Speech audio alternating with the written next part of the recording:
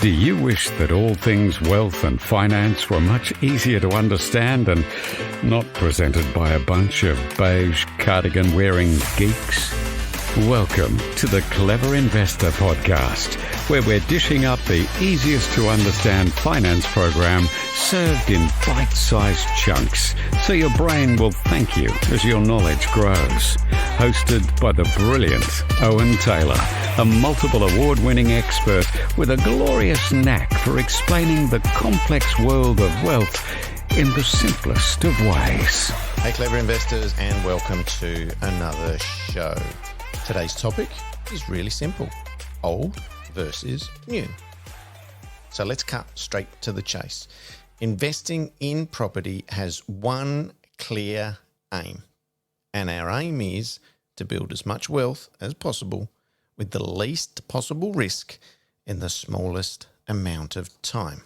So in order to do this, we need to understand what type of property we're going to use, we're going to acquire in our portfolio. And more to the point, we want to be clear on whether new or older properties are going to help us achieve our investment goals. Now, there's a number of distinct advantages between the two of these. So let's have a look first of all, and in no particular order, let's have a look at the new properties. With new properties, you've got reduced maintenance costs. So the simple fact is the building's new. So that means that all of its fixtures and its fittings are brand new, and they're less likely to receive or need any maintenance. Plus the fact there is a warranty on all of these items. The oven in the kitchen, even the building itself is covered by a builder's warranty insurance.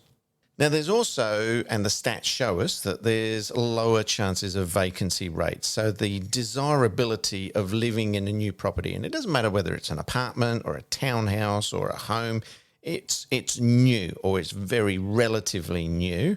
It's often going to be a lot more desirable to people that are looking to tenant the property, people that are looking to live into it. They've got the choice between something that's old and a bit squeaky or something that's nice and new. You've got higher tax deductions against the new property, so higher tax effectiveness against it. Now, the Australian tax system acknowledges that when you buy a new building, the building itself and all of its fixtures and fittings, the air conditioning units, the roller door in the car park, if it's an apartment building, it's certain parts of the common area, all lose value as they age. And this depreciation is a business claimable offset. Business. Remember, I've said this before, you've got to think about property investing as a business, because that's exactly how the Australian government look at it too. Now, older properties do have some clear and good advantages as well.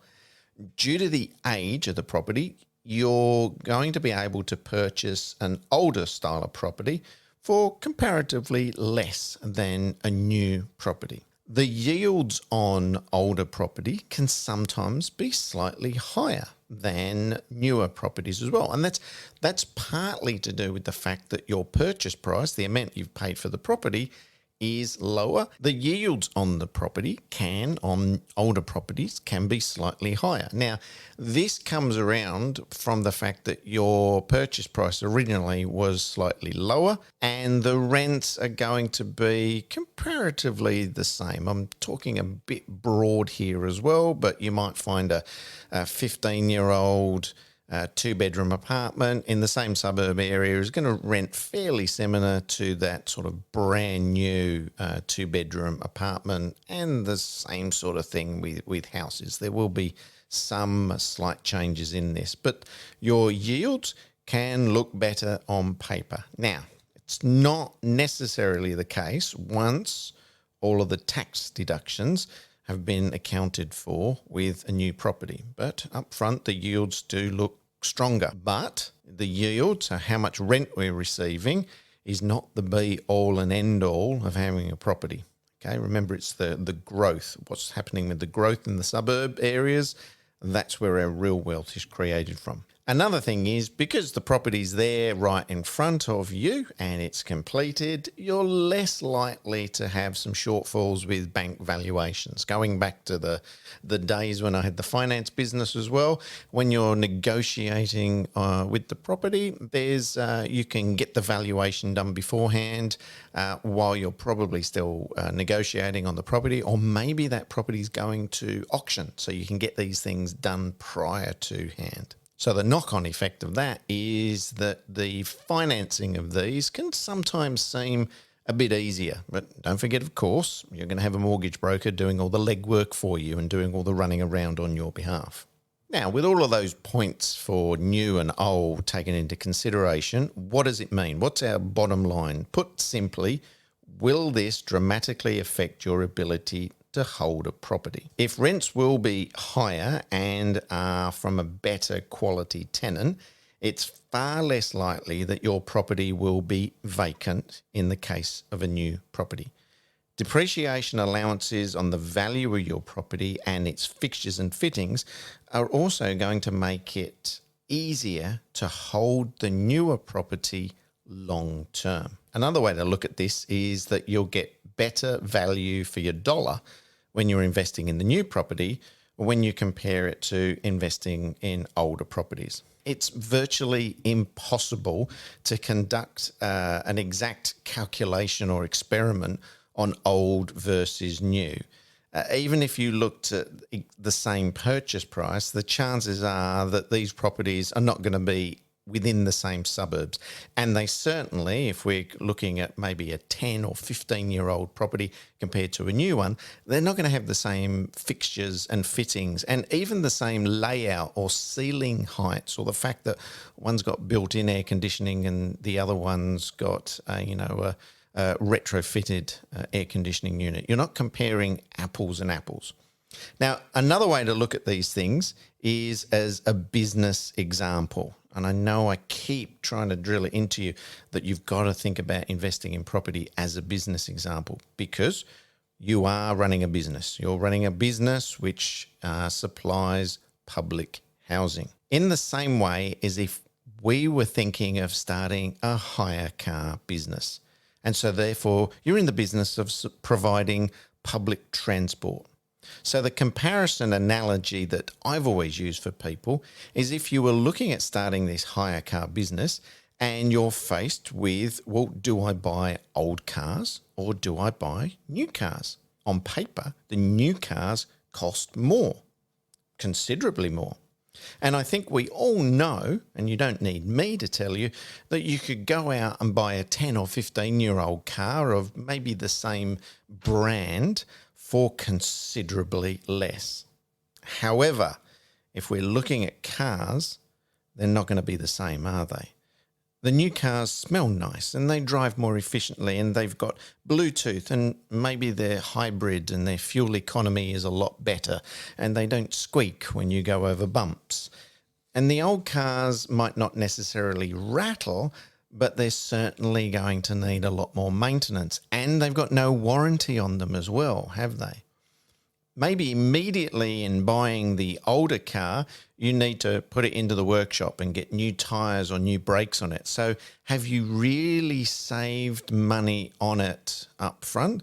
Because now you're paying to actually add all these other things, to do these things that are not going to get you any more rental money, but they're things that you just need to do, the maintenance things. Plus the fact these older cars are not going to have all these sexy new switches and airbags and all of the other nice things that we want.